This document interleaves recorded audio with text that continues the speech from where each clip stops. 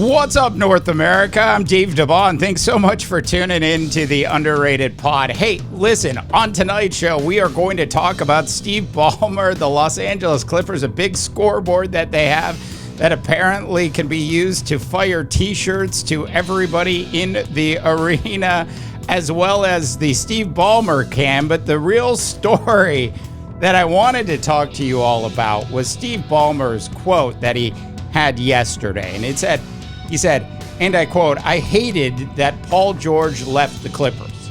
Now, sorry, not sorry, Steve Ballmer. I'm not buying any of it. Ultimately, if the Clippers wanted to, and that means Steve Ballmer, ultimately, if Steve Ballmer wanted to have Paul George back, he would have simply paid for it. Look, Steve Ballmer comes in just behind God in terms of the amount of money he actually has. Ultimately, he would have been happy to bring Paul George back if he really wanted Paul George back. The fact that the Los Angeles Clippers actually offered, according to Paul George, a 2-year, $60 million deal back in January, of course, was disrespectful. Assuming that is true, according to Paul George, it is.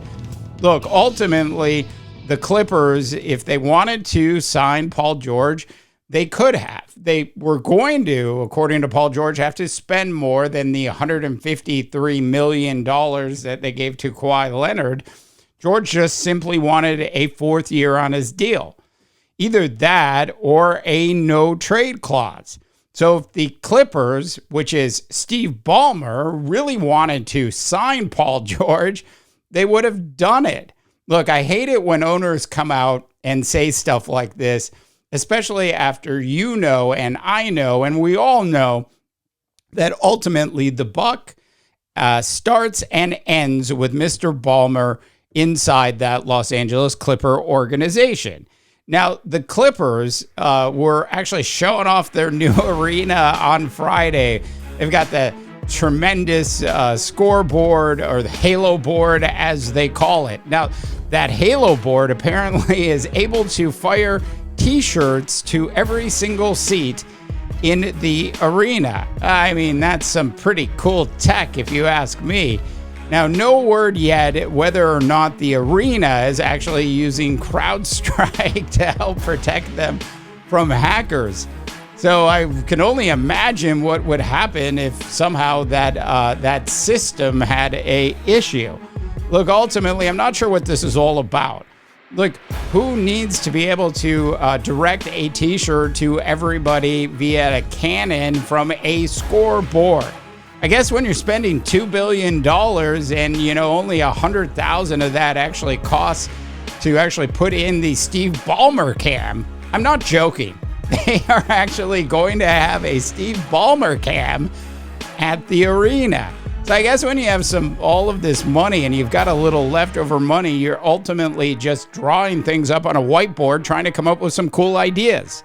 Yes, it is a cool idea to be able to hit or direct a t-shirt from a cannon to every single seat in the arena. But if you really want to give out t-shirts to people, hand it to them when they walk in, Steve, or just simply put the t-shirts down on their seats. I'm just saying. I would also like to point out that if you think about it, in all seriousness, look, if the Los Angeles Clippers had played their cards right, they would have re-signed Paul George. Paul George didn't want to leave. He wanted to stay in Los Angeles. He's got personal reasons to want to stay in Los Angeles, as well as professional reasons to stay in Los Angeles. This was purely about money. Now, I made a joke about Steve Ballmer being only second to God in terms of the amount of money he has, but it's true. I mean, if the Clippers and Steve Ballmer really wanted to have Paul George back, they would have done it. So for him to come out and said, "I hated that Paul George left," is sorry, not sorry. All right, that is it for tonight's episode of The Underrated. Hey, go ahead and sign up and subscribe to our channel if you haven't already done so.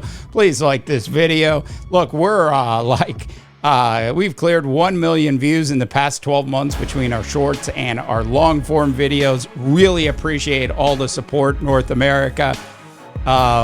Anyways, do check out our big sports website at underrated.media. That's a newer part of our company, which launched about 2 months ago.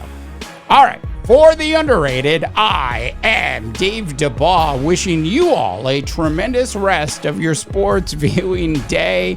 To the guitar riffs we go. You've been listening to the Underrated Podcast with Dave DeBaugh, presented by underrated.media.